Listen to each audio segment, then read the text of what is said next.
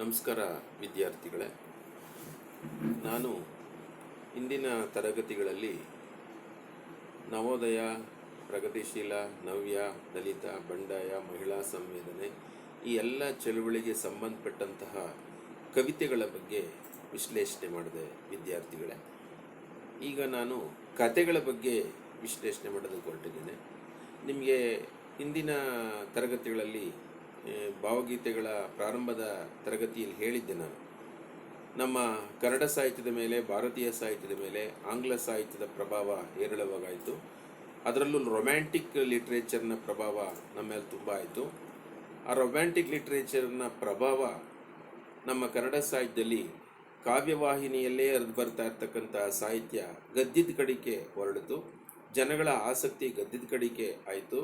ಜನಗಳ ಆಸಕ್ತಿನೂ ಗದ್ಯದ ಕಡೆಗೆ ಹೊರಳ್ತಾ ಇತ್ತು. ಆ ಕಡೆ ಪಾಶ್ಚಿಮಾತ್ಯ ಆಂಗ್ಲ ಸಾಹಿತ್ಯದಲ್ಲೂ ಸಹ ಗದ್ಯದ ಕಡೆ ಪ್ರಾಮುಖ್ಯತೆ ಸಿಗ್ತಾ ಇತ್ತು. ಅದಕ್ಕೋಸ್ಕರ ಹೊಸಗನ್ನಡ ಸಾಹಿತ್ಯದಲ್ಲಿ ಗದ್ಯದ ಕಡೆಗೆ ಒಲವು ಜಾಸ್ತಿ ಆಯಿತು. ಭಾವಗೀತೆ ಪ್ರಕಾರ ಮಾತ್ರ ಕಾವ್ಯಭಾಗ ಉಳ್ಕೊಂಡಿದೆ, ಮಹಾಕಾವ್ಯ ಭಾವಗೀತೆಗಳು. ಈ ಕಡೆ ಗದ್ಯ ಸಾಹಿತ್ಯದ ಪ್ರಕಾರಗಳು ಅಂದರೆ ಕತೆ, ಕಾದಂಬರಿ, ವಿಮರ್ಶೆ, ಪ್ರಬಂಧ, ಆತ್ಮಚರಿತ್ರೆ, ವ್ಯಕ್ತಿ ಚರಿತ್ರೆ, ವಿಚಾರ ಸಾಹಿತ್ಯವೆಲ್ಲ ಗದ್ಯ ಸಾಹಿತ್ಯದ ಪ್ರಕಾರಗಳು.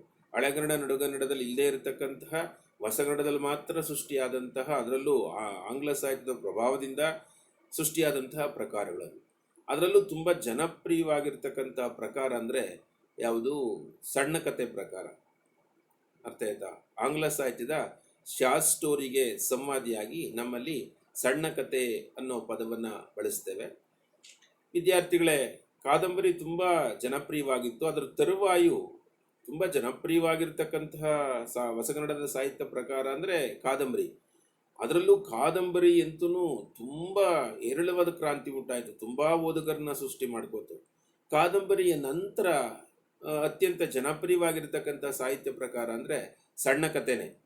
ಕನ್ನಡದಲ್ಲಿ ಸಣ್ಣ ಕಥೆ ಒಂದು ವಿಶಿಷ್ಟ ರೂಪವಾಗಿ ಜನ್ಮ ತಾಳಿದ್ದು ಸುಮಾರು 100 ವರ್ಷಗಳ ಹಿಂದೆ ಅಂತ ಹೇಳ್ಬೋದು ವಿದ್ಯಾರ್ಥಿಗಳೇ. ಹೊಸಗನ್ನಡದಲ್ಲಿ ಇದುವರೆಗೆ ಬಂದಿರತಕ್ಕಂಥ ಕಥೆಗಾರರ ಸಣ್ಣ ಕಥೆಗಳ ಸಂಖ್ಯೆಯನ್ನು ಪಟ್ಟಿ ಮಾಡೋದು ತುಂಬ ಪ್ರಯಾಸದ ಕೆಲಸ. ತುಂಬ ಜನ ಸಣ್ಣ ಕಥೆಗಳು ಬರೆದಿದ್ದಾರೆ. ಪಟ್ಟಿ ಮಾಡೋದೇ ತುಂಬ ಕಷ್ಟವಾದ ಕೆಲಸ. ಅದು ಮೊದಲು ವಾರಪತ್ರಿಕೆ, ದಿನಪತ್ರಿಕೆ, ಮಾಸಪತ್ರಿಕೆಗಳಲ್ಲಿ ಹೊಸ ಕಥೆಗಳು ಪ್ರಕಟವಾಗ್ತಾನೆ ಬಂದವು.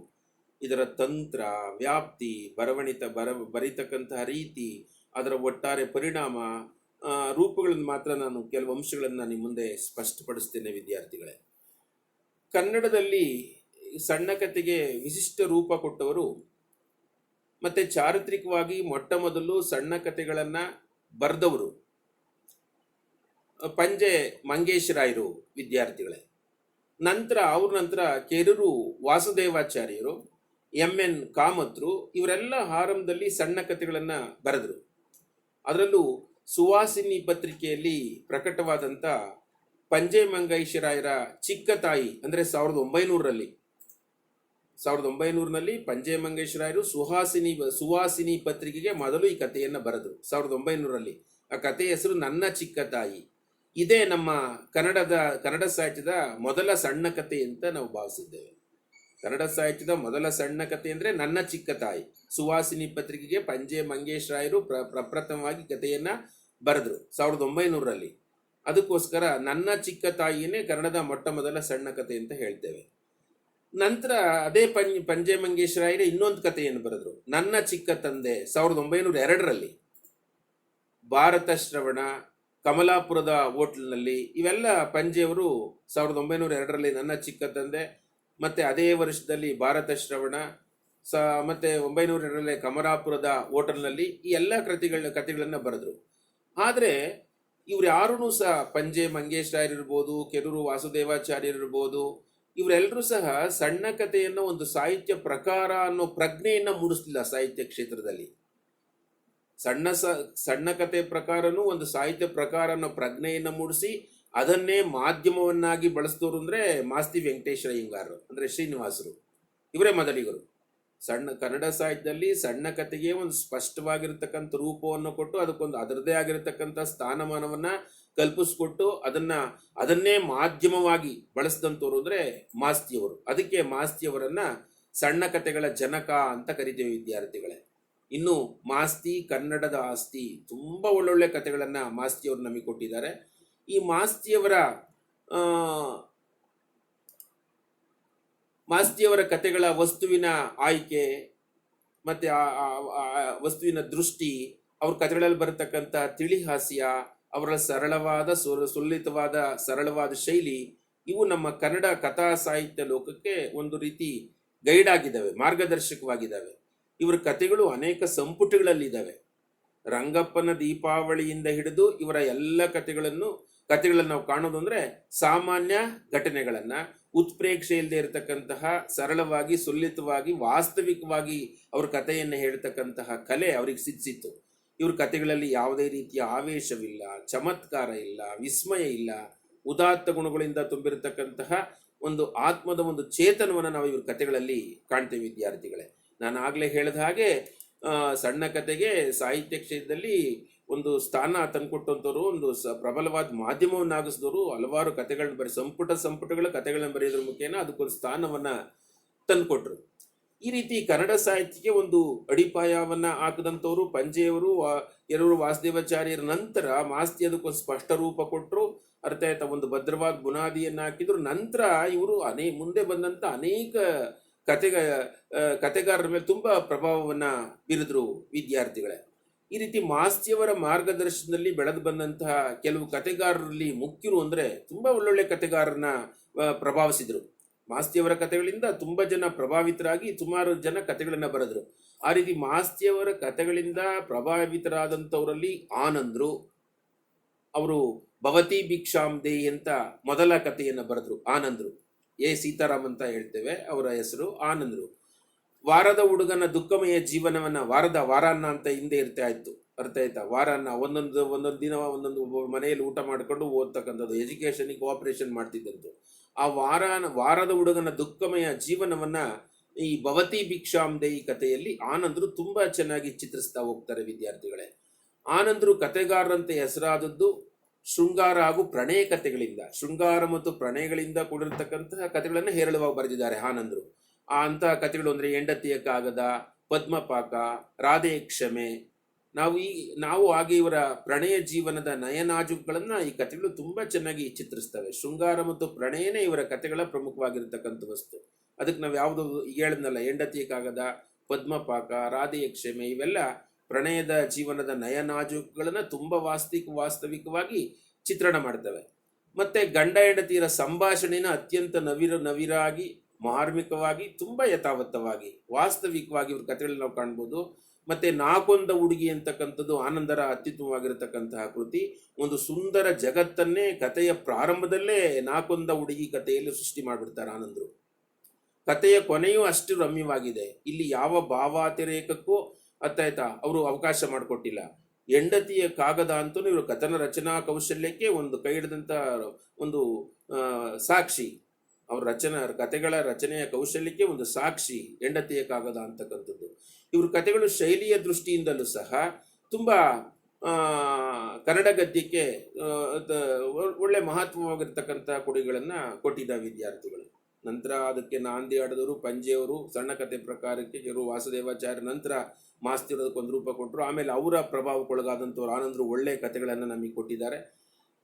ಆಮೇಲೆ ನವೋದಯ ಆದಮೇಲೆ ನವ್ಯ ಬಂತು, ಸ್ವಾತಂತ್ರ್ಯ, ಇದೆಲ್ಲ ಬಿಫೋರ್ ದಿ ಇಂಡಿಪೆಂಡೆನ್ಸ್ ರಚನೆ ಆದಂತಹ ಕಥೆಗಳು ವಿದ್ಯಾರ್ಥಿಗಳೇ.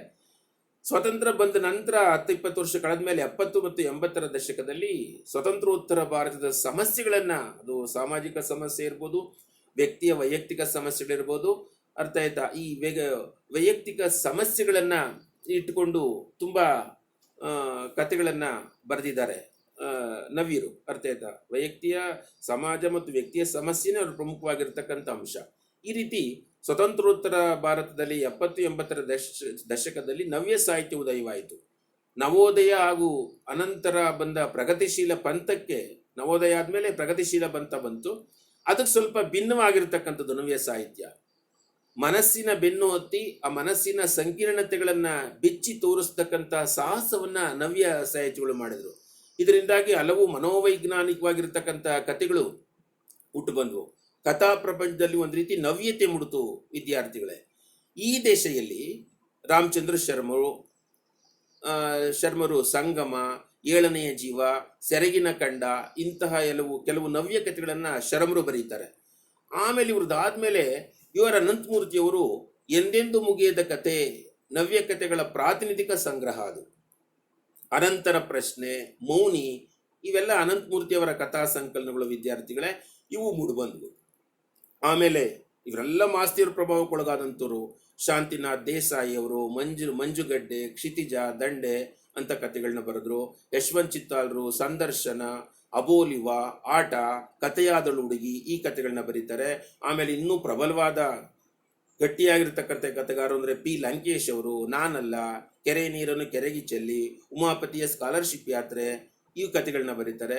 ಕೆ ಸದಾಶಿವ ಅವರು ತುಣುಕುಗಳು, ನಲ್ಲಿಯಲ್ಲಿ ನೀರು ಬಂತು ಅನ್ನೋ ಕಥೆಯನ್ನು ಬರೀತಾರೆ. ಟಿ ಜಿ ರಾಘವ ಅವರು ಜ್ವಾಲೆ ಹಾರಿತು ಕಥೆಯನ್ನು ಬರೀತಾರೆ. ಕಾಮರೂಪಿ ಅವರು ಒಂದು ತೊಲ ಪುನಗು ಮತ್ತು ಇತರ ಕಥೆಗಳನ್ನ ಬರೀತಾರೆ. ಮತ್ತೆ ಗಿರೆಡ್ಡಿ ಗೋವಿಂದರಾಜ್ ಅವರು ಆ ಮುಖ ಈ ಮುಖ ಅನ್ನೋ ಕಥೆಯನ್ನು ಬರೀತಾರೆ. ಮತ್ತೆ ಪೂರ್ಣಚಂದ್ರ ತೇಜಸ್ವಿ ಅವರು ಉಳಿಯೂರಿನ ಸರಹದ್ದು, ಅಪಚೂರಿನ ಪೋಸ್ಟ್ ಆಫೀಸ್, ಒಳ್ಳೊಳ್ಳೆ ಕಥೆಗಳು ಬರೀತಾರೆ. ಮುಂತಾದ ಕಥೆಗಾರರು ಉತ್ತಮ ನವ್ಯ ಕಥೆಗಳನ್ನ ನಮಗೆ ನೀಡಿದ್ದಾರೆ ವಿದ್ಯಾರ್ಥಿಗಳೇ. ಒತ್ತಾರೆ ಕನ್ನಡದ ಕಥಾದಿಗಂತ ಅಂತಕ್ಕಂತಹ ಕಥೆಯ ದಿಗಂತವನ್ನು ವಿಸ್ತರಿಸತಕ್ಕಂತಹ ಕನ್ನಡದ ಸಣ್ಣ ಕಥೆಗಳ ಸುಗ್ಗಿಯನ್ನೇ ನಾವು ಮುಂದೆ ಕಾಣ್ಬೋದು. ಇವ್ರ ನಂತರ ಅನೇಕ ಜನ ಯುವ ಕಥೆಗಾರರು ಬಂದರು, ಅನೇಕ ಉತ್ತಮ ಕಥೆಗಾರ ಸೃಷ್ಟಿಯಾದರು. ಅದರಲ್ಲಿ ಮುಖ್ಯವಾಗಿ ಹೇಳಬೇಕು ಅಂತ ಅದರಲ್ಲೂ ಮುಖ್ಯವಾಗಿ ಈ 80ರ ದಶಕದಲ್ಲಿ ಒಳ್ಳೆ ಉತ್ತಮ ಕಥೆಗಾರರು ಬಂದರು. ನವ್ಯ ಕಥೆಯನ್ನ ಮುಂದುವರೆದಿರ್ತಕ್ಕಂಥ ಕೊಂಡಿಯಾಗಿ ಅದಕ್ಕಿಂತ ಭಿನ್ನವಾಗಿ ಸಣ್ಣ ಕಥೆಗಳನ್ನ ಬರೆಯೋಕೆ ಸ್ಟಾರ್ಟ್ ಮಾಡಿದ್ರು. ಅವ್ರು ಯಾರ್ಯಾರಪ್ಪ ಅಂದ್ರೆ ಶ್ರೀಕೃಷ್ಣ ಹಾಲ್ನಳ್ಳಿ ಅವರು ತಪ್ತ ಮತ್ತು ಫಿನಿಕ್ಸ್ ಅಂತಕ್ಕಂಥ ಕಥೆಗಳನ್ನ ಬರೆದ್ರು. ಬರಗೂರು ರಾಮಚಂದ್ರಪ್ಪನವರು ಸುಂಟರಗಾಳಿ ಅನ್ನೋ ಕಥೆಯನ್ನು ಬರೆದ್ರು. ಟಿ.ಎಂ. ಸುಬ್ರಾಯ ಅವರು, ಇಮ್ಮ ಬಸವಯ್ಯ ಅವರು, ಎಂ.ಜಿ. ಈಶ್ವರ ಅವರು, ಲಕ್ಷ್ಮಣ ಕೊಡವೆ ಅವರು, ರಾಮದಾಸ್ ಅವರು, ಈಶ್ವರಚಂದ್ರ ಅವರು, ಜಯಂತ್ ಕಾಯ್ಕಿಣಿ ಅವರು, ವೈಕುಂಠರಾಜು ಅವರು, ಗುಹಾ ರಾಮಚಂದ್ರ ದೇವ ಅವರು ದಂಗೆಯ ಪ್ರಕರಣ ಬರೆದ್ರು. ಜಿ.ಎಸ್. ಸದಾಶಿವ ಅವರು ಮೀಸೆಯವರು ಅನ್ನೋ ಕಥೆಯನ್ನು, ಇವರೆಲ್ಲ ಒಳ್ಳೊಳ್ಳೆ ಕಥೆಗಳನ್ನ ನವ್ಯರ ನಂತರ ಕಥೆಗಳ ಸುಗ್ಗಿನ ಆಯಿತು. ಒಟ್ಟಾರೆ ನವ್ಯತೆ ಕನ್ನಡ ಸಣ್ಣ ಕಥೆಯ ವಸ್ತು ಶೈಲಿಯಲ್ಲಿ ಟೋಟಲ್ ಆಗಿ ಬದಲಾವಣೆ ತಂತು. ಅದರಲ್ಲೂ ತಂತ್ರದಲ್ಲೂ ಅನೇಕ ಕಥೆಯ ತಂತ್ರದಲ್ಲಿ ತುಂಬಾ ಬದಲಾವಣೆಗಳನ್ನ ಮೂಡಿಸ್ತು. ಭಾಷೆಯ ಬಳಕೆಯ ದೃಷ್ಟಿಯಿಂದ ಈ ನವ್ಯ ಕಥೆಗಾರರು ಅಗಾಧವಾದ ಕೆಲಸ ಮಾಡಿದ್ದಾರೆ. ನವ್ಯದ ನಂತರ ಬರೆದಂಥ ಕಥೆಗಾರರು ಇವರ ನವ್ಯ ಮತ್ತು ನವ್ಯದ ನಂತರ ಬಂದಂತಹ ಕಥೆಗಾರರ ಕಥೆಗಳಲ್ಲಿ ತಂತ್ರ, ಅಭಿವ್ಯಕ್ತಿ ತುಂಬಾ ಅನಿವಾರ್ಯವಾಗಿವೆ. ಅನುಭವವನ್ನು ಅರಗಿಸ್ಕೊಂಡು ಅದರಿಂದ ದೂರ ನಿಂತು ತಾದಾತ್ಮ್ಯವನ್ನು ಸಾಧಿಸಿ ವಿಮರ್ಶಕರ ಪ್ರಜ್ಞೆಯನ್ನು ಇಟ್ಟುಕೊಂಡು ಕೃತಿ ರಚನೆಯನ್ನ ಮಾಡಿರ್ತಕ್ಕಂಥವ್ರು ಇವರೆಲ್ಲ. ಒಟ್ಟಾರೆ ನವ್ಯತೆ ಕನ್ನಡ ಸಣ್ಣ ಕಥೆಯ ವಸ್ತು ಶೈಲಿಯಲ್ಲಿ ಬದಲಾವಣೆಯನ್ನು ತಂತು ಅಂತ ಹೇಳ್ಬೋದು ವಿದ್ಯಾರ್ಥಿಗಳೇ. ತಂತ್ರದಲ್ಲೂ ಕೇವಲ ವಸ್ತು ಶೈಲಿಯಲ್ಲಿ ಮಾತ್ರ ಅಲ್ಲ, ತಂತ್ರದಲ್ಲೂ ಅನೇಕ ಬದಲಾವಣೆಗಳನ್ನ ತಂತು. ಭಾಷೆಯ ಬಳಕೆಯ ದೃಷ್ಟಿಯಿಂದ ಈ ಕಥೆಗಾರರು ಅಗಾಧವಾದ ಕೆಲಸ ಮಾಡಿದ್ದಾರೆ. ತಂತ್ರ, ಅಭಿವ್ಯಕ್ತಿ ಅನಿವಾರ್ಯವಾಗಿದೆ ಇವ್ರ ಕೃತಿಗಳಲ್ಲಿ. ಮತ್ತೆ ಅನುಭವವನ್ನ ಅರಗಿಸ್ಕೊಂಡು ಅದರಿಂದ ದೂರ ನಿಂತು ತಾದಾತ್ಮ್ಯವನ್ನ ಸಾಧಿಸಿ ವಿಮರ್ಶಕರ ಪ್ರಜ್ಞೆಯನ್ನು ಇಟ್ಕೊಂಡು ರಚನೆ ಮಾಡ್ತಾರೆ. ಒಟ್ಟಾರೆ ನವೋದಯ ಹಾಗೂ ಪ್ರಗತಿಶೀಲ ಕಥೆಗಾರರಿಗಿಂತ ವಿರೋಧಿಸಲಿಕ್ಕೆ ನಿಶ್ಚಿತ ಮೌಲ್ಯಗಳಿರಲಿಲ್ಲ. ನವೋದಯ ಮತ್ತು ಪ್ರಗತಿಶೀಲ ಕಥೆಗಾರರಿಗಿದ್ದಂತೆ ವಿರೋಧಿಸಲಿಕ್ಕೆ ನಿಶ್ಚಿತ ಮೌಲ್ಯಗಳಿರಲಿಲ್ಲ. ಇವರಿಗೆ ಜೀವನದಲ್ಲಿ ಮಾರ್ಗದರ್ಶಕವಾಗುವ ಸಾಮಾನ್ಯ ಮೌಲ್ಯಗಳು ಉಂಟೆ ಎಂಬುದು ಇವ್ರ ಪ್ರಶ್ನೆ. ಅಂದ್ರೆ ಮೌಲ್ಯಗಳ ಬಗ್ಗೆ ತುಂಬಾ ಇವರಿಗೆ ಒಂದು ದ್ವಂದ್ವಕ್ಕೊಳಗಾಗ್ತಾರೆ. ಆದ್ರಿಂದ ಇಡೀ ಸಮಾಜದ ಸಮಸ್ಯೆಗಳಿಗಿಂತ ಇವರಿಗೆ ವೈಯಕ್ತಿಕ ಸಮಸ್ಯೆಗಳಿಗೆ ಇವ್ರ ಕಥೆಗಳಲ್ಲಿ ಹೆಚ್ಚು ಒತ್ತು ಬಿತ್ತು. ನವ್ಯ ಕಥೆಗಾರರಲ್ಲಿ ವ್ಯಷ್ಟಿಯ ಸಮಸ್ಯೆಗಳಿಗಿಂತ ವೈಯಕ್ತಿಕ ಸಮಸ್ಯೆಗಳಲ್ಲಿ ಇವ್ರ ಕಥೆಗಳಲ್ಲಿ ಹೆಚ್ಚು ಒತ್ತು ಬಿತ್ತು. ಇಂತಹ ವೈಯಕ್ತಿಕ ಆಲೋಚನೆಗಳು ಅನುಭವದ ಉತ್ಕಟತೆಯ ಮೂಲಕ ಸಾರ್ವತ್ರಿಕ ಆಗಬಲ್ದು ಅನ್ನೋ ಆಶಯ ಇವ್ರ ಕಥೆಗಳಲ್ಲಿ ನೋಡ್ಬೋದು ವಿದ್ಯಾರ್ಥಿಗಳೇ. ಒಟ್ಟಾರೆ ಸಾಮಾಜಿಕ ಬದಲಾವಣೆಗಳನ್ನ ಇವರು ವ್ಯಕ್ತಿಯ ಸಂವೇದನೆಯ ಮೇಲಾಗ್ತಕ್ಕಂಥ ಪರಿಣಾಮಗಳಲ್ಲಿ ಇವರು ಗ್ರಹಿಸಿದರು. ವ್ಯಕ್ತಿಯ ಮನಸ್ಸಿನ ಒಯ್ದಾಟ, ತುಯ್ದಾಟಗಳ ರಹಸ್ಯವನ್ನ ಸಂಕೋಚವಿಲ್ಲದೆ ನಿರ್ಬಿಡೆಯಿಂದ ಚಿತ್ರಿಸಿದರು. ವ್ಯಕ್ತಿಯ ಮನಸ್ಸಿನ ಒಯ್ದಾಟ, ಆ ತುಯ್ದಾಟಗಳ ರಹಸ್ಯಗಳನ್ನ ತುಂಬಾ ಮುಕ್ತವಾಗಿ ಚಿತ್ರಣ ಮಾಡ್ತಾರೆ. ಪ್ರಜ್ಞೆಯ ಬೆಲೆಯುಳ್ಳ ಸ್ಥಿತಿಗಳನ್ನು ಹಿಡಿದೊಡೋದು ಇವರು ಮುಖ್ಯವು. ಪ್ರಜ್ಞೆಯ ಬೆಲೆ ಇರತಕ್ಕಂಥ ಸ್ಥಿತಿಗಳನ್ನು ಹಿಡಿದಿರ್ತಕ್ಕಂಥದ್ದು ಇವರು ಮುಖ್ಯ ಉದ್ದೇಶ. ಇಂಥ ಸೂಕ್ಷ್ಮ ಹಾಗೂ ಸಂಕೀರ್ಣ ಉದ್ದೇಶಗಳಿಗೆ ತೆತ್ತುಕೊಂಡ ಇವರ ಬರವಣಿಗೆ ಒಮ್ಮೊಮ್ಮೆ ಜಟಿಲತೆಯನ್ನ ಪಡೆದುಕೊಂತು. ನವ್ಯ ಬರವಣಿಗೆ ಒಟ್ಟಾರೆ ಕುತೂಹಲವನ್ನ ಕೆರಳಿಸ್ತಕ್ಕಂತಹ ನಿರೂಪಣಾ ಕ್ರಮವನ್ನು ಬಿಟ್ಟುಕೊಟ್ಟು ಘಟನೆಗಳ ಇಂದಿನ ಧ್ವನಿಯ ಮೇಲೆ, ಅನುಭವದ ಅರ್ಥ ವಿಶ್ಲೇಷಣೆಯ ಮೇಲೆ ಈ ಕಥೆಗಾರರು ತಮ್ಮ ಗಮನವನ್ನು ಕೇಂದ್ರೀಕರಿಸ್ತಾರೆ. ಈ ಪ್ರಯತ್ನದಲ್ಲಿ ಘಟನೆಗಳ ತಾರ್ಕಿಕ ಹೊಂದಾಣಿಕೆಯನ್ನ ಉದ್ದೇಶಪೂರ್ವಕವಾಗಿ ನಿರಾಕರಿಸ್ತಾರೆ. ಅರ್ಥ ಆಯ್ತಾ? ಹೀಗಾಗಿ ಸಣ್ಣ ಕತೆ ಕವಿತೆಗೆ ತೀರಾ ಹತ್ರವಾಯಿತು. ಸಣ್ಣ ಕತೆ ಅಂದ್ರೆ ನಿಮ್ಗಾಗಲೇ ಹೇಳಿದೆ ನಾನು, ಸರಳವಾಗಿ, ಸುಲಿತವಾಗಿ, ಚಿಕ್ಕದಾಗಿ, ಚೊಕ್ಕದಾಗಿ, ತುಂಬ ಮನಸ್ಸಿನ ಮೇಲೆ ಪರಿಣಾಮಕಾರಿಯಾಗಿರ್ತಕ್ಕಂಥ ಪರಿಣಾಮ ಉಂಟು ಮಾಡ್ತಕ್ಕಂಥದ್ದು ಸಣ್ಣ ಕಥೆಗಳ ವಿಶೇಷವಾಗಿರ್ತಕ್ಕಂಥ ಅಂಶ ಆಗಿದ್ರಿಂದ ತುಂಬ ಕವಿತೆಗೆ ತುಂಬ ಸಾಮೀಪ್ಯವೇನೋ ಅನ್ನಿಸ್ಬಿಡ್ತು. ಭಾಷೆಯನ್ನು ಅತ್ಯಂತ ಕಾಳಜಿಯಿಂದ ಕಥೆಗಾರರು ಬಳಸತೊಡಗ್ತಾರೆ. ಅನುಭವದ ದೃಷ್ಟಿಯಿಂದಲೂ ಸರಳಗೊಳಿಸದೆ ಅದರ ಪರ ವಿರೋಧಗಳನ್ನು ಕಥೆಯ ಆಸಿನಲ್ಲೇ ನಿರೀಕ್ಷಿಸಿ ವಿವೇಚಿಸಿದ್ರು ಇವರು. ವಾಸ್ತವವಾದದ ನಿರ್ಬಂಧವನ್ನು ಮುರಿದು ಮಾನವಶಾಸ್ತ್ರ ಹಾಗೂ ಅಸ್ತಿತ್ವವಾದಗಳ ಪ್ರಭಾವವನ್ನು ಕಥೆಗಳಲ್ಲಿ ಮೂಡಿಸ್ತಾರೆ. ವಾಸ್ತವವಾದ ನಿರ್ಬಂಧವನ್ನು ಮುರಿದುಬಿಟ್ಟು ಮಾನವಶಾಸ್ತ್ರ ಹಾಗೂ ಅಸ್ತಿತ್ವವಾದಗಳ ಪ್ರಭಾವವನ್ನು ತಮ್ಮ ಕಥೆಗಳಲ್ಲಿ ತುಂಬ ಚೆನ್ನಾಗಿ ಮೂಡಿಸ್ತಾರೆ. ನವ್ಯ ಕಥೆಗಾರರು ತಮ್ಮ ಅನುಭವ ಕ್ಷೇತ್ರಗಳನ್ನು ಸಂಕುಚಿತಗೊಳಿಸ್ತಾ ಇದ್ದಾರೆ ಎಂದು ಕಾಮಕ್ಕೆ ಅವಾಸ್ತವವಾಗಿರ್ತಕ್ಕಂಥ ಕೊಡೋದಕ್ಕಿಂತ ಹೆಚ್ಚಿಗೆ ಮಹತ್ವವನ್ನು ಕೊಡ್ತಾರೆ ನವ್ಯರು. ಅದನ್ನ ಕಾಮಕ್ಕೆ ಹೆಚ್ಚಿಗೆ ಮಹತ್ವವನ್ನು ಕೊಟ್ಟು ತುಂಬಾ ಅಶ್ಲೀಲವಾಗಿ ಬರೀತಾರೆ ಅನ್ನೋ ಒಂದು ದೂರಿದೆ ಇವ್ರ ಮೇಲೆ. ಸಾಮಾನ್ಯ ಓದುಗರಿಗೆ ಇವ್ರ ಕಥೆಗಳು ಖಂಡಿತ ಅರ್ಥವಾಗೋದಿಲ್ಲ ಅನ್ನೋ ಟೀಕೆಗಳು ಬಂತು. ಆದರೂ ಏನೇ ಟೀಕೆಗಳು ಬಂದ್ರು ಅಂದ್ರೆ ಇವರು ತಮ್ಮ ಅನುಭವ ಕ್ಷೇತ್ರಗಳನ್ನ ಸಂಕುಚಿತ ಮಾಡ್ತಾರೆ ನವ್ಯರು. ಕಾಮಕ್ಕೆ ಕೊಡಬೇಕಾಗಿರ್ತಕ್ಕಿಂತ ಹೆಚ್ಚಿಗೆ ಪ್ರಾಮುಖ್ಯತೆಯನ್ನು ಕೊಟ್ಟು ಅಶ್ಲೀಲವಾಗಿ ಬರೀತಾರೆ. ಇವೆಲ್ಲ ಈ ಸಾಮಾನ್ಯ ಓದುಗರಿಗೆ ಅರ್ಥವಾಗೋದಿಲ್ಲ. ಈ ಎಲ್ಲ ಟೀಕೆಗಳೆಲ್ಲ ವಿಪುಲವಾಗಿ ಬಂತು. ಆದ್ರೂ ಸಹ ಎಲ್ಲ ಟೀಕೆಗಳ ಮಧ್ಯನೂ ಸಹ ನವ್ಯ ಕಥೆಗಳ ಬರವಣಿಗೆ ವಿಫಲವಾಗಿ ಸಾಗಿ ಬಂತು. ಒಟ್ಟಾರೆ ಕನ್ನಡದ ಗದ್ಯ ಅನನ್ಯತೆಯನ್ನು ಪಡೆದಂತಹ ಸಂದರ್ಭ ಇದು. ಗದ್ಯನೂ ಕಾವ್ಯಮಯವಾಗುತ್ತೆ ಅನ್ನೋ ಸಂಗತಿಯನ್ನ ನವ್ಯ ಕಥೆಗಾರರು ತೋರಿಸ್ಕೊಟ್ರು. ಇಂತಹ ನವ್ಯ ಕಥೆಗಾರರ ಸಾಲಿನಲ್ಲಿ ನಮ್ಮ ಕನ್ನಡ ನಾಡಿನ ಜನಪ್ರಿಯ ಹೆಸರಾಂತ ಕಥೆಗಾರರು, ಕಾದಂಬರಿಕಾರರು, ಒಳ್ಳೆ ಪ್ರಾಧ್ಯಾಪಕರು ಆಗಿರ್ತಕ್ಕಂಥವ್ರು ಡಾಕ್ಟರ್ UR ಅನಂತಮೂರ್ತಿಯವರು. ಇವ್ರ ಪೂರ್ತಿ ಹೆಸರು ಡಾಕ್ಟರ್ ಉಡುಪಿ ರಾಜಗೋಪಾಲಾಚಾರ್ಯ ಅನಂತಮೂರ್ತಿಯವರು. ಅರ್ಥ ಆಯ್ತಾ? ಅವರ ಒಂದು ಪ್ರಕೃತಿ ಕಥೆಯನ್ನ ನಮ್ಮ ತುಮಕೂರು ವಿಶ್ವವಿದ್ಯಾಲಯದ 2ನೇ BA ಕಾವ್ಯ ಸಂಚಯ ಪುಸ್ತಕದಲ್ಲಿ ಪಠ್ಯವಾಗಿ ಇಟ್ಟಿದ್ದಾರೆ. ಆ ಪ್ರಕೃತಿ ಕಥೆಯನ್ನು ನಾನು ಮುಂದಿನ ಕ್ಲಾಸ್ನಲ್ಲಿ ವಿಶ್ಲೇಷಣೆ ಮಾಡ್ತೇನೆ. ಈ ಕ್ಲಾಸ್ನಲ್ಲಿ ನಾನು ಇದುವರೆಗೂ ಸಹ ಸಣ್ಣ ಕತೆ ಹುಟ್ಟಿದ್ದು, ಸಣ್ಣ ಕತೆ ಅಂದ್ರೇನು, ಸಣ್ಣ ಕತೆಗಳನ್ನ ಹುಟ್ಟಿದ್ದು, ಸಣ್ಣ ಕತೆಗೊಂದು ಸ್ಥಾನವನ್ನು ಕೊಟ್ಟಿದ್ದು, ಆ ನವೋದಯ ಪ್ರಗತಿಶೀಲದಲ್ಲಿ ಸಣ್ಣ ಕತೆ ಬೆಳೆದು ಬಂದಂಥ ರೀತಿ ನವ್ಯದಲ್ಲಿ ಅದು ಎಷ್ಟರ ಮಟ್ಟಿಗೆ ವಿರಾಟ್ ಸ್ವರೂಪವನ್ನು ತಾಳ್ಕೊಂತು ಅನ್ನೋದನ್ನೆಲ್ಲ ಇಷ್ಟೊತ್ತು ಹೇಳಿದೆ ವಿದ್ಯಾರ್ಥಿಗಳೇ. ಈಗ ನವ್ಯ ಕಥೆಗಾರರಲ್ಲಿ ಒಬ್ಬರಾಗಿರ್ತಕ್ಕಂತಹ ಕನ್ನಡದ ಪ್ರಮುಖ ಪ್ರಧಾನ ಸಾಹಿತಿಗಳಾಗಿರ್ತಕ್ಕಂತಹ UR ಅನಂತಮೂರ್ತಿಯವರನ್ನ ನಾನು ಪರಿಚಯ ಮಾಡ್ಕೋಬೇಕು ಅಂತ ಇಷ್ಟಪಡ್ತೀನಿ. ಅವರ ಪ್ರಕೃತಿ ಕಥೆಯನ್ನ ನಿಮ್ಗೆ ಇಟ್ಟಿದ್ದಾರೆ, ಅದನ್ನ ಮುಂದಿನ ಕ್ಲಾಸ್ನಲ್ಲಿ ವಿಶ್ಲೇಷಣೆ ಮಾಡ್ತೀನಿ. ಈಗ ಅನಂತಮೂರ್ತಿಯವ್ರ ಬಗ್ಗೆ ಹೇಳಬೇಕು ಅಂದ್ರೆ ಸಾಮಾನ್ಯವಾಗಿ ಅನಂತಮೂರ್ತಿಯವರ ಹೆಸರು ಕೇಳದೇ ಇರತಕ್ಕಂಥ ಕನ್ನಡಿಗರೇ ಇಲ್ಲ ಅಂತ ಹೇಳ್ಬೋದು. ಅಷ್ಟರ ಮಟ್ಟಿಗೆ ಜನಪ್ರಿಯರಾಗಿದ್ದಾರೆ ನವ್ಯರಲ್ಲಿ. ಕನ್ನಡದ ಪ್ರಮುಖ ಸಾಹಿತಿಗಳಿವರು, ಮತ್ತೆ ಒಳ್ಳೆ ಚಿಂತಕರು, ವಿಮರ್ಶಕರು ಆಗಿ ಪ್ರಸಿದ್ಧರಾಗಿದ್ದಾರೆ. ವೃತ್ತಿಯಲ್ಲಿ ಇಂಗ್ಲಿಷ್ ಪ್ರಾಧ್ಯಾಪಕರಾಗಿ ವೃತ್ತಿ ಜೀವನವನ್ನ ಪ್ರಾರಂಭಿಸಿದಂತಹ UR ಅನಂತಮೂರ್ತಿಯವರು ಶಿಕ್ಷಣ ಸೇರಿದಂತೆ ಮುಂತಾದ ಕ್ಷೇತ್ರಗಳಲ್ಲಿ ಒಳ್ಳೊಳ್ಳೆ ಹುದ್ದೆಗಳನ್ನ ತುಂಬಾ ದಕ್ಷತೆಯಿಂದ ಆ ಹುದ್ದೆಗಳನ್ನ ನಿರ್ವಹಿಸಿದ್ದಾರೆ. ಅರ್ಥ ಆಯ್ತಾ? ಇವರು ತೀರ್ಥಹಳ್ಳಿ ತಾಲೂಕಿನಲ್ಲಿ ಜನಿಸ್ತಾರೆ ಮತ್ತು ನವ್ಯ ಚಳವಳಿಯ ಪ್ರವರ್ತಕರಲ್ಲಿ ಒಬ್ರು. ಗೋಪಾಲ ಕೃಷ್ಣ ಅಡಿಗರು ನವ್ಯ ಸಾಹಿತ್ಯ ಪ್ರವರ್ತಕರಾದ್ರೆ ಅವರ ಫಾಲೋಯರ್ಸು. ಅರ್ಥ ಆಯ್ತಾ? ಅವ್ರನ್ನೆಲ್ಲ ರೀತಿಯಲ್ಲೂ ಅನುಸರಿಸಿದಂಥವ್ರು. ಇವರು ಸಹ ನವ್ಯ ಚಳುವಳಿಯ ಪ್ರವರ್ತಕರಲ್ಲಿ ಒಬ್ರು ಅಂತ ನಾವು ಹೇಳ್ತೇವೆ. ಇವರ ಸಮಗ್ರ ಸಾಹಿತ್ಯಕ್ಕೆ ನಮಗೆ 1994ರಲ್ಲಿ ಜ್ಞಾನಪೀಠ ಪ್ರಶಸ್ತಿ ಬಂತು. ನಮ್ಮ ಕನ್ನಡ ಸಾಹಿತ್ಯಕ್ಕೆ ಜ್ಞಾನಪೀಠ ಗರಿಯನ್ನ 6ನೇ ಗರಿಯನ್ನ ತಂದುಕೊಟ್ಟಂಥವ್ರು. ಅರ್ಥ ಆಯ್ತಾ? 1994ರಲ್ಲೇ ಒಟ್ಟಾರೆ ಕನ್ನಡ ಭಾಷೆಗೆ ಜ್ಞಾನಪೀಠ ಪ್ರಶಸ್ತಿಯನ್ನು ತಂದುಕೊಟ್ಟಂತಹ ಬರಹಗಾರರಾಗಿದ್ದಾರೆ. ಈ ಪ್ರಶಸ್ತಿಯು ಭಾರತದಲ್ಲಿ ನೀಡಲ್ಪಟ್ಟ ಅತ್ಯಂತ ಉನ್ನತ ಗೌರವವಾಗಿದೆ. 1998ರಲ್ಲಿ ಇವರು ಭಾರತ ಸರ್ಕಾರದಿಂದ ಪದ್ಮಭೂಷಣ ಪ್ರಶಸ್ತಿಯನ್ನು ಸಹ ಪಡ್ಕೋತಾರೆ. ಭಾರತ ಸರ್ಕಾರ ಇವ್ರ ಸಾಹಿತ್ಯ ಆಡಳಿತ ಕ್ಷೇತ್ರದಲ್ಲಿ ಇವ್ರು ಸಲ್ಲಿಸಿದಂತಹ ಸೇವೆಯನ್ನು ಗುರುತಿಸಿ ಪದ್ಮಭೂಷಣ ಪ್ರಶಸ್ತಿಯನ್ನು ಸಹ ಕೊಡುತ್ತೆ. 1980ರ ದಶಕದ ಅಂತ್ಯದಲ್ಲಿ ಕೇರಳದ ಮಹಾತ್ಮ ಗಾಂಧಿ ವಿಶ್ವವಿದ್ಯಾಲಯದ ಉಪಕುಲಪತಿಗಳಾಗಿದ್ರು. ಅರ್ಥ ಆಯ್ತಾ? ಮತ್ತೆ 2012ರಲ್ಲಿ ಮ್ಯಾನ್ ಬೂಕರ್ ಅಂತಾರಾಷ್ಟ್ರೀಯ ಪ್ರಶಸ್ತಿಯ ಅಂತಿಮ ಸ್ಪರ್ಧಿಗಳಲ್ಲಿ ಒಬ್ಬರಾಗಿದ್ರು. 2002ರಲ್ಲಿ ಮ್ಯಾನ್ ಬೂಕರ್ ಅಂತಾರಾಷ್ಟ್ರೀಯ ಪ್ರಶಸ್ತಿಯ ಸ್ಪರ್ಧಿಗಳಲ್ಲಿ ಒಬ್ಬರಾಗಿದ್ರು.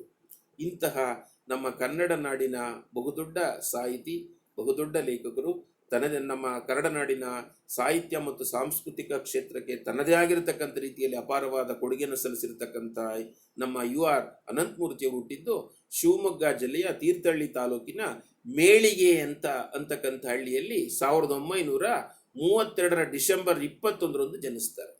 1932 ಡಿಸೆಂಬರ್ 21ರಂದು ಶಿವಮೊಗ್ಗ ಜಿಲ್ಲೆಯ ತೀರ್ಥಹಳ್ಳಿ ತಾಲೂಕಿನ ಮೇಳಿಗೆಯಲ್ಲಿ ಜನಿಸ್ತಾರೆ. ನಮ್ಮಲ್ಲಿ ಬಹುಪಾಲು ಸಾಹಿತಿಗಳೆಲ್ಲ ಮಲೆನಾಡಿನವರೇ. ಅವ್ರು ನಾವು ಕವಿಗಳು ಲೇಖಕರು ಆಗೋದಿಲ್ಲ ಅಂತ ಅಂದ್ರೂ ಸಹ ಮಲೆನಾಡಿನ ಪ್ರಕೃತಿಮಯವಾದ ವಾತಾವರಣನೇ ಅವರನ್ನು ಲೇಖಕರನ್ನಾಗಿ ಮಾಡಿಬಿಟ್ಟಿದೆ. ಇಂತಹ ಮೇಳ್ಗೆಯಲ್ಲಿ ಜನಿಸಿದಂತಹ ಅನಂತಮೂರ್ತಿ ಅವರ ತಂದೆ ಹೆಸರು ಉಡುಪಿ ರಾಜಗೋಪಾಲಾಚಾರ್ಯ ಅಂತ ಇವ್ರ ತಂದೆ ಹೆಸರು. ತಾಯಿ ಸತ್ಯಮ್ಮ. ಫೋಟೋದಲ್ಲಿ ನೋಡ್ತಾ ಇದ್ದೀರಾ ವಿದ್ಯಾರ್ಥಿಗಳೇ. ಇನ್ನು ಇವರ ವಿದ್ಯಾಭ್ಯಾಸದ ಬಗ್ಗೆ ಹೇಳಬೇಕು ಅಂದರೆ ದೂರ್ವಾಸಪುರದ ಸಾಂಪ್ರದಾಯಿಕ ಸಂಸ್ಕೃತ ಪಾಠಶಾಲೆಯಲ್ಲಿ ಇವರು ಪ್ರಾರಂಭದ ವಿದ್ಯಾಭ್ಯಾಸ ಪ್ರಾರಂಭವಾಯಿತು. ದೂರ್ವಾಸಪುರದ ಸಾಂಪ್ರದಾಯಿಕ ಸಂಸ್ಕೃತ ಪಾಠಶಾಲೆಯಲ್ಲಿ ಇವರ ಪ್ರಾರಂಭದ ವಿದ್ಯಾಭ್ಯಾಸ ಪ್ರಾರಂಭವಾಯಿತು. ಅನಂತರ ತೀರ್ಥಹಳ್ಳಿ, ಮೈಸೂರುಗಳಲ್ಲಿ ಇವರ ವಿದ್ಯಾಭ್ಯಾಸ ಮುಂದುವರಿತು. ಮೈಸೂರು ವಿಶ್ವವಿದ್ಯಾಲಯದಲ್ಲಿ ಇಂಗ್ಲಿಷ್ ಸಾಹಿತ್ಯದಲ್ಲಿ MA ಪದವಿಯನ್ನು ಪಡೆದಂತಹ ಇವರು ಹೆಚ್ಚಿನ ವ್ಯಾಸಂಗಕ್ಕೋಸ್ಕರ ಇಂಗ್ಲೆಂಡ್ಗೆ ಹೋಗ್ತಾರೆ. ಕಾಮನ್ವೆಲ್ತ್ ವಿದ್ಯಾರ್ಥಿ ವೇತನ ಪಡೆದಂತಹ ಇವರು ಬರ್ಮಿಂಗ್ಹ್ಯಾಮ್ ವಿಶ್ವವಿದ್ಯಾಲಯದಿಂದ ಇಂಗ್ಲಿಷ್ ಮತ್ತು ತೌಲನಿಕ ಸಾಹಿತ್ಯ ಎಂಬ ವಿಷಯದಲ್ಲಿ 1966ರಲ್ಲೇ PhD ಪದವಿಯನ್ನು ಪಡೆದಿದ್ದಾರೆ. ಯಾವ ವಿಶ್ವವಿದ್ಯಾಲಯದಲ್ಲಿ ಇವರು PhD ಮಾಡಿದ್ದು? ಇಂಗ್ಲೆಂಡಿನ ಬರ್ಮಿಂಗ್ಹ್ಯಾಮ್ ವಿಶ್ವವಿದ್ಯಾಲಯದಲ್ಲಿ ಇಂಗ್ಲಿಷ್ ಅಂಡ್ ಕಂಪ್ಯಾರಿಟಿವ್ ಲಿಟರೇಚರ್ ಅಂದ್ರೆ ಇಂಗ್ಲಿಷ್ ಮತ್ತು ತೌಲನಿಕ ಸಾಹಿತ್ಯ ಅನ್ನೋ ವಿಷಯದಲ್ಲಿ PhD ಮಾಡ್ತಾರೆ. 1966ರಲ್ಲೇ ಇವರು PhDಯನ್ನು ಪಡ್ಕೋತಾರೆ. ನಂತರ ರುಜುವಾತು ಅನ್ನೋ ಪತ್ರಿಕೆಯನ್ನು ಪ್ರಾರಂಭ ಮಾಡ್ತಾರೆ. ಒಳ್ಳೆ ಪತ್ರಕರ್ತರು ಹೌದು. ಮತ್ತೆ ಅಲ್ಲಿ PhD ಮಾಡ್ಕೊಂಡು ಬಂದಂತ ಅನಂತಮೂರ್ತಿಯವರು 66ರಲ್ಲಿ PhD ಮಾಡ್ಕೋತಾರೆ. ಆಮೇಲೆ 1970ರಲ್ಲಿ ಮೈಸೂರು ವಿಶ್ವವಿದ್ಯಾಲಯಕ್ಕೆ ಬಂದು ಇಂಗ್ಲಿಷ್ ವಿಭಾಗದಲ್ಲಿ ಪ್ರಾಧ್ಯಾಪಕ ಮತ್ತು ಬೋಧಕರಾಗಿ ಪ್ರಪ್ರಥಮ ತಮ್ಮ ವೃತ್ತಿ ಜೀವನವನ್ನು ಮೈಸೂರು ವಿಶ್ವವಿದ್ಯಾಲಯದ ಆಂಗ್ಲ ವಿಭಾಗದಲ್ಲಿ ಇಂಗ್ಲಿಷ್ ಡಿಪಾರ್ಟ್ಮೆಂಟ್ ಪ್ರಾರಂಭ ಮಾಡ್ತಾರೆ ಯು ಅನಂತಮೂರ್ತಿಯವರು. ಅವರ ವೃತ್ತಿಯ ಪ್ರಾರಂಭ ಮೈಸೂರು ವಿಶ್ವವಿದ್ಯಾಲಯ. ಅವರು 1987ರಿಂದ 1990ರವರೆಗೂ ಇವರ ಅಧ್ಯಾಪನ, ಇವರ ಆಡಳಿತಾತ್ಮಕವಾಗಿರ್ತಕ್ಕಂಥ ದಕ್ಷತೆಯನ್ನು ಗುರುತಿಸಿದಂತಹ ಸರ್ಕಾರ ಇವರನ್ನ 1987ರಲ್ಲಿ ಕೇರಳದ ಕೊಟ್ಟಾಯಂನಲ್ಲಿರ್ತಕ್ಕಂಥ ಮಹಾತ್ಮ ಗಾಂಧಿ ವಿಶ್ವವಿದ್ಯಾಲಯಕ್ಕೆ ಉಪಕುಲಪತಿಗಳನ್ನಾಗಿ ನೇಮಿಸುತ್ತೆ. ಮತ್ತೆ ಅಲ್ಲಿಂದ ಹಿಂದಕ್ಕೆ ತಿರಲೇ ಇಲ್ಲ. 1992ರಲ್ಲಿ ಅವರು ನ್ಯಾಷನಲ್ ಬುಕ್ ಟ್ರಸ್ಟ್ ಇಂಡಿಯಾದ ಅಧ್ಯಕ್ಷರಾಗಿ ಸೇವೆ ಸಲ್ಲಿಸಿದ್ರು. ಮತ್ತೆ 93ರಲ್ಲಿ ಸಾಹಿತ್ಯ ಅಕಾಡೆಮಿ ಅಧ್ಯಕ್ಷರಾದರು. ಆಮೇಲೆ ಜವಾಹರ್ಲಾಲ್ ನೆಹರು ವಿಶ್ವವಿದ್ಯಾಲಯ, ಟಿಬಿಂಗನ್ ವಿಶ್ವವಿದ್ಯಾಲಯ, ಅಯೋವಾ ವಿಶ್ವವಿದ್ಯಾಲಯ, ಶಿವಾಜಿ ವಿಶ್ವವಿದ್ಯಾಲಯ, ಅನೇಕ ಭಾರತೀಯ ಮತ್ತು ವಿದೇಶಿ ವಿಶ್ವವಿದ್ಯಾಲಯಗಳಲ್ಲಿ ಸಂದರ್ಶನ ಪ್ರಾಧ್ಯಾಪಕರಾಗಿ ಸೇವೆ ಸಲ್ಲಿಸಿದ್ದಾರೆ. 2 ಬಾರಿ film and television institute of ಇಂಡಿಯಾದ ಅಧ್ಯಕ್ಷರಾಗಿ ಸೇವೆ ಸಲ್ಲಿಸಿದರು. 2 ಸರಿ. ಯಾವುದು? Film and television institute of India 2 ಬಾರಿ ಆ ಸಂಸ್ಥೆಗೆ ಅಧ್ಯಕ್ಷರಾಗಿ ಇವರು ಸಲ್ಲಿಸಿದಂಥ ಸೇವೆ ಅಗಾಧವಾಗಿರತಕ್ಕಂಥದ್ದು. 2012ರಲ್ಲಿ ಕರ್ನಾಟಕದ ಕೇಂದ್ರ ವಿಶ್ವವಿದ್ಯಾಲಯದ ಮೊದಲ ಕುಲಪತಿಯನ್ನಾಗಿ ಸರ್ಕಾರ ನೇಮಿಸಿತು. ಇವರ ಟೋಟಲ್ ಆಗಿ ಹೇಳಬೇಕು ಅಂದ್ರೆ ಸಂಪ್ರದಾಯವಾದಿಯ ಕರ್ಮಠತನದ ಹಠಮಾರಿತನವಾಗಲಿ ಇವರಲ್ಲಿ ನಾವು ಕಾಣೋದಿಲ್ಲ. ಮತ್ತೆ ಪರಂಪರೆಯ ಅರಿವಿಲ್ಲದೆ ಇರತಕ್ಕಂತಹ ಆಧುನಿಕತೆಯ ಸಿನಿಕತೆಯನ್ನು ಸಹ ನಾವು ಇವರಲ್ಲಿ ಕಾಣೋದಿಲ್ಲ. ಪರಂಪರೆಯ ಅರಿವಿಲ್ಲದೆ ಇರತಕ್ಕಂಥ ಆಧುನಿಕತೆಯ ಸಿನಿಕತನವಾಗಲಿ ತಿರಸ್ಕಾರ ಯೋಗ್ಯ ಎಂದು ಪ್ರತಿಪಾದಿಸುತ್ತಾ ಸಂಪ್ರದಾಯದ ಕರ್ಮಠನದ ಹಠಮಾರಿತನೂ ಇವರಲ್ಲಿ ನಾವು ಕಾಣಕ್ಕಾಗೋದಿಲ್ಲ. ಮತ್ತೆ ಪರಂಪರೆಯ ಅರಿವಿಲ್ಲದೆ ಇರತಕ್ಕಂತಹ ಸಿನಿಕತೆನೂ ಅದು ತಿರಸ್ಕಾರ ಯೋಗ್ಯ ಅಂತಾನೆ ಪ್ರತಿಪಾದನೆ ಮಾಡಿದಂಥವ್ರು ಕನ್ನಡ ಸಾಹಿತ್ಯದಲ್ಲಿ. ಈ ರೀತಿ ನಮ್ಮ ಕಾಲದ ಸೃಜನಶೀಲ ಚಿಂತಕರು ಅಂತ ಹೆಸರು ಪಡೆದಿರತಕ್ಕಂಥ ಯು ಆರ್ ಅನಂತಮೂರ್ತಿಗಳು ತಮ್ಮ ಕೃತಿಗಳ ಮುಖೇನ ತಮ್ಮನ್ನು ತಾವೇ ಒಳಹೊಕ್ಕು ನೋಡುವಂತೆ ಸಮಕಾಲೀನ ವಾಸ್ತವ ದ್ವಂದ್ವಗಳಿಗೆ ನಮ್ಮನ್ನ ಕೈಡಿದು ಕರೆದೊಯ್ತಕ್ಕಂತಹ ಕೈದಿವಿಗೆಯಾಗಿದ್ದಾರೆ. ಏಕಕಾಲದಲ್ಲಿ ಒಳಗಿನವರಂತೆ ಆಪ್ತವಾಗಿಯೂ ಹೊರಗಿನವರಂತೆ ವಿಶ್ಲೇಷಣಾತ್ಮಕ ಸಮಕಾಲೀನ ಸಮಸ್ಯೆಗಳ ಬಗ್ಗೆ ಚಿಂತಿಸ್ತಕ್ಕಂಥವರಾಗಿಯೂ ನಮ್ಮನ್ನೂ ಸಹ ಚಿಂತನೆಗೆ ಒಳಗು ಮಾಡತಕ್ಕಂತಹ ಅನಂತಮೂರ್ತಿ ಕನ್ನಡ ಸಂಸ್ಕೃತಿ ಕಂಡಂತಹ ವಿಶಿಷ್ಟವಾಗಿರತಕ್ಕಂತಹ ಪ್ರತಿಭೆ. ಈ ರೀತಿ ಸಾಹಿತ್ಯ ಮತ್ತು ಕನ್ನಡ ಸಾಹಿತ್ಯ ಮತ್ತು ಸಾಂಸ್ಕೃತಿಕ ಕ್ಷೇತ್ರಕ್ಕೆ ಇವರು ಕೊಡುಗೆ ಅಗಾಧವಾಗಿರ್ತಕ್ಕಂಥದ್ದು. ಮತ್ತೆ ಇವರು ಹೇಳ್ತಾ ಹೋದ್ರೆ ಎಷ್ಟು ಬೇಕಾದ್ರೂ ಹೇಳ್ಬೋದು, ಅಷ್ಟು ಸಾಧನೆ ಇದೆ. ಇವರು ದೇಶದಲ್ಲಿ ಮತ್ತು ಹೊರಗಡೆ ಹಲವಾರು ಸೆಮಿನಾರ್ಗಳಲ್ಲಿ ಬರಹಗಾರ ಮತ್ತು ವಾಗ್ಮಿಗಳಾಗಿ ಉಪನ್ಯಾಸಗಳನ್ನು ನೀಡಿದ್ದಾರೆ.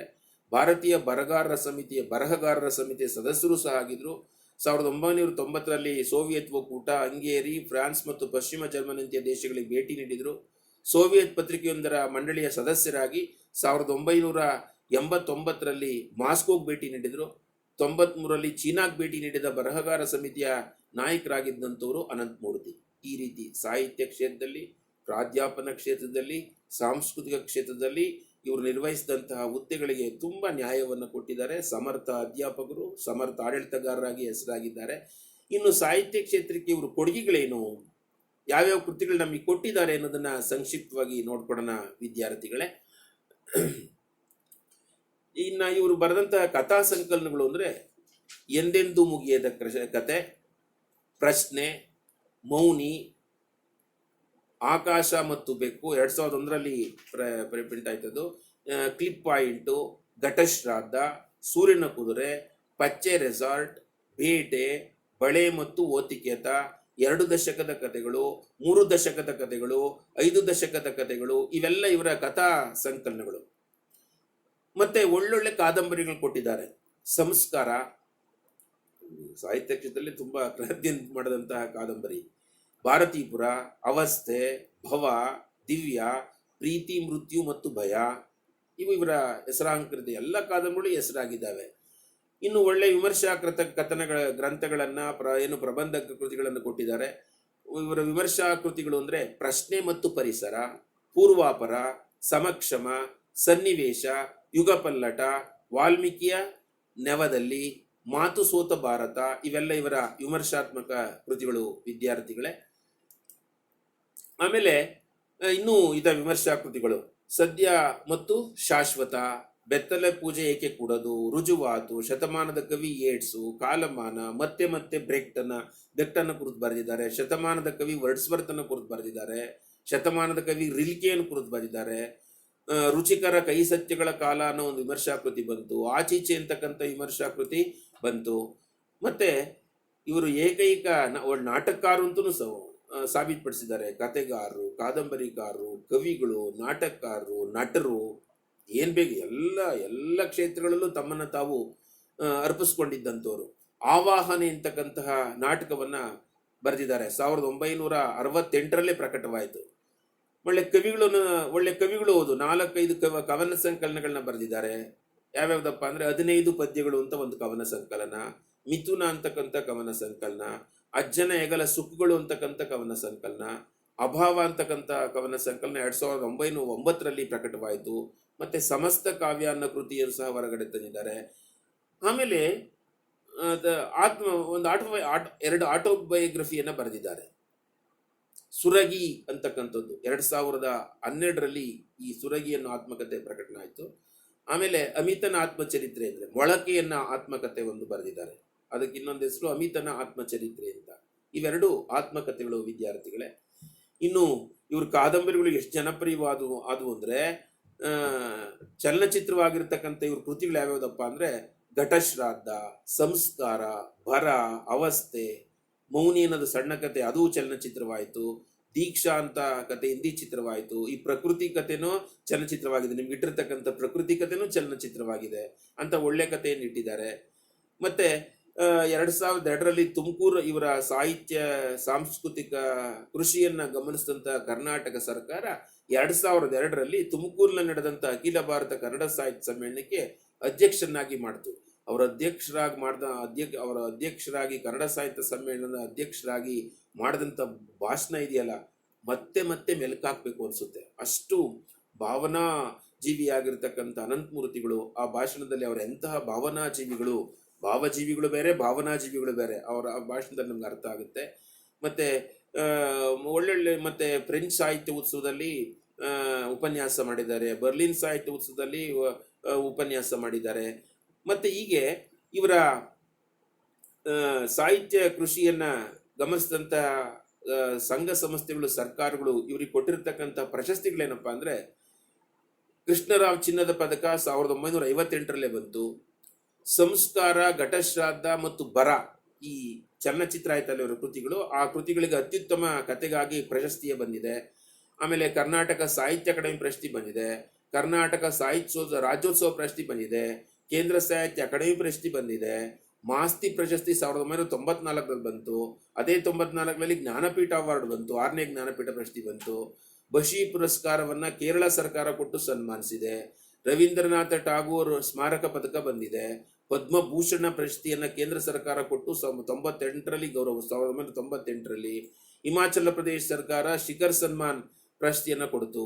ಹೀಗೆ ಇವರ ಸೇವೆ, ಇವರ ಸಾಹಿತ್ಯ ಕೃಷಿ ನಿರಂತರವಾಗಿರತಕ್ಕಂಥದ್ದು. ಇಂಥ ಬಹುದೊಡ್ಡ ಕನ್ನಡದ ಲೇಖಕರು, ಕನ್ನಡದ ಸಾಹಿತ್ಯಿಕ ಮತ್ತು ಸಾಂಸ್ಕೃತಿಕ ಅಪರೂಪದ ವ್ಯಕ್ತಿಗಳಾಗಿರ್ತಕ್ಕಂಥ ಅನಂತಮೂರ್ತಿಯವರು ವಿದ್ಯಾರ್ಥಿಗಳೇ 2002ರಲ್ಲಿ ಮೂತ್ರಪಿಂಡದ ಕಾಯಿಲೆಯಿಂದ ನರಳುತ್ತಾ, ಜೊತೆಗೆ ಸಕ್ಕರೆ ಕಾಯಿಲೆನಿತ್ತು ತೀವ್ರ ಹದಗೆಟ್ಟಂತಹ ಇವರ ಇವರ ದೇಹ 2014 ಆಗಸ್ಟ್ 22ರಂದು ಮಣಿಪಾಲ್ ಆಸ್ಪತ್ರೆಯಲ್ಲಿ ಕೊನೆಯುಸಿರೆಳಿದ್ದಾರೆ ವಿದ್ಯಾರ್ಥಿಗಳೇ. ಬಹುದೊಡ್ಡ ನಷ್ಟ ಕನ್ನಡ ಸಾಂಸ್ಕೃತಿಕ ಸಾಹಿತ್ಯಿಕ ಕ್ಷೇತ್ರಕ್ಕೆ.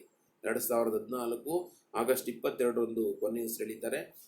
ಇವರ ಪಾರ್ಥಿವ ಶರೀರವನ್ನು ಕಲಾಗ್ರಾಮದಲ್ಲಿ 2014 ಆಗಸ್ಟ್ 23ನೇ ತಾರೀಕಿನ ಮಧ್ಯಾಹ್ನ 4 ಗಂಟೆಗೆ ಜರುಗಿತು.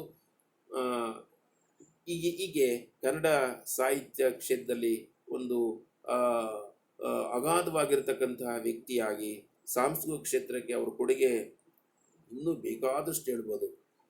ಇಷ್ಟು ಇವರ ವ್ಯಕ್ತಿ ಚರಿತ್ರೆ, ಇವರ ಪರಿಚಯ ವಿದ್ಯಾರ್ಥಿಗಳೇ. ಇವರು ಚಲನಚಿತ್ರವಾಗಿರ್ತಕ್ಕಂಥ ಪ್ರಕೃತಿ ಎನ್ನೋ ಕಥೆಯನ್ನು ನಮ್ಗೆ ಇಟ್ಟಿದ್ದಾರೆ. ಆ ಕಥೆಯನ್ನು ಮುಂದಿನ ಕ್ಲಾಸ್ನಲ್ಲಿ ನಾನು ವಿಶ್ಲೇಷಣೆ ಮಾಡ್ತೀನಿ ವಿದ್ಯಾರ್ಥಿಗಳೇ. ಇದ್ರ ಬಗ್ಗೆ ಇದಕ್ಕೆ ಸಂಬಂಧಪಟ್ಟಂತೆ ಪ್ರಶ್ನೆಗಳು ಬರ್ತವೆ. ಯಾವ್ಯಾವ ಪ್ರಶ್ನೆಗಳು ಬಂತು, ಅವ್ರ ಕಾದಂಬರಿಗಳು ಯಾವ್ಯಾವುದು, ಅವರ ಕವನ ಸಂಕಲನಗಳು ಯಾವ್ಯಾವುದು, ಅವರವರು ಎಲ್ಲೆಲ್ಲಿ ಆಡಳಿತಾಧಿಕಾರಿಗಳಾಗಿ ಸೇವೆಯನ್ನು ಸಲ್ಲಿಸಿದ್ದಾರೆ, ಅವ್ರು ಮೊದಲು ಪ್ರಾಧ್ಯಾಪನ ಮಾಡಿದಂತಹ ವಿಶ್ವವಿದ್ಯಾಲಯ, ಇದ್ರ ಬಗ್ಗೆ ಎಲ್ಲ ವಿವರವಾಗಿ ತಿಳ್ಕೊಂಡಿದ್ದೀರಿ ವಿದ್ಯಾರ್ಥಿಗಳೇ. ಸಣ್ಣ ಕತೆ, ಅದು ಹುಟ್ಟು ಬೆಳೆದು ಬಂದಂತಹ ರೀತಿ, ಅದಕ್ಕೆ ಪ್ರಾರಂಭ ಯಾವ ರೀತಿ ಪಂಜೆ ಮಂಗೇಶ್ ರಾಯರು ಅದಕ್ಕೆ ಬುನಾದಿ ಹಾಕಿದ್ರು, ಕೆರೂರು ವಾಸುದೇವಾಚಾರ್ಯರು ಮತ್ತು ಆನಂದರು, ಅದರಲ್ಲೂ ಮಾಸ್ತಿಯವರು ಸಣ್ಣ ಕಥೆಗಳಿಗೆ ಜೀವವನ್ನು ತುಂಬಿದರು. ಸಣ್ಣ ಕಥೆಗಳಿಗೊಂದು ಪ್ರಧಾನವಾಗಿರ್ತಕ್ಕಂಥ ಸ್ಥಾನವನ್ನು ಹೆಂಗೆ ಹಾಕ್ಕೊಟ್ರು, ಅದಕ್ಕೆ ಜ್ಞಾನಪೀಠ ಅವಾರ್ಡು ತಗೊಳ್ಳೋಷ್ಟ್ರ ಮಟ್ಟಿಗೆ ಅವ್ರ ಸಣ್ಣ ಕಥೆಗಳು ಕನ್ನಡ ಸಾಹಿತ್ಯ ಕ್ಷೇತ್ರಕ್ಕೆ ತುಂಬ ಶ್ರೀಮಂತವಾದ ಕಥೆಗಳನ್ನು ಕೊಟ್ಟಿದ್ದಾರೆ. ಅವರ ಪ್ರಭಾವಕ್ಕೊಳಗಾದಂಥ ಅನೇಕ ಕಥೆಗಾರರು ಎಷ್ಟು ಮಟ್ಟಿಗೆ ಕನ್ನಡ ಕಥಾಲೋಕವನ್ನು ವಿಸ್ತರಿಸಿದ್ದಾರೆ, ಶ್ರೀಮಂತಗೊಳಿಸಿದ್ದಾರೆ, ಅದನ್ನೆಲ್ಲ ಈ ಕ್ಲಾಸ್ನಲ್ಲಿ ಮುಂದೆ ಇಟ್ಟಿದ್ದೇನೆ ವಿದ್ಯಾರ್ಥಿಗಳೇ. ಮುಂದಿನ ಕ್ಲಾಸ್ನಲ್ಲಿ ಈ ಯು ಆರ್ ಅನಂತಮೂರ್ತಿಯವರ ಕತೆ, ಪ್ರಕೃತಿ ಕಥೆಯನ್ನು ವಿಶ್ಲೇಷಣೆ ಮಾಡ್ತೀನಿ ವಿದ್ಯಾರ್ಥಿಗಳೇ. ಎಲ್ರಿಗೂ ನಮಸ್ಕಾರ, ವಂದನೆಗಳು.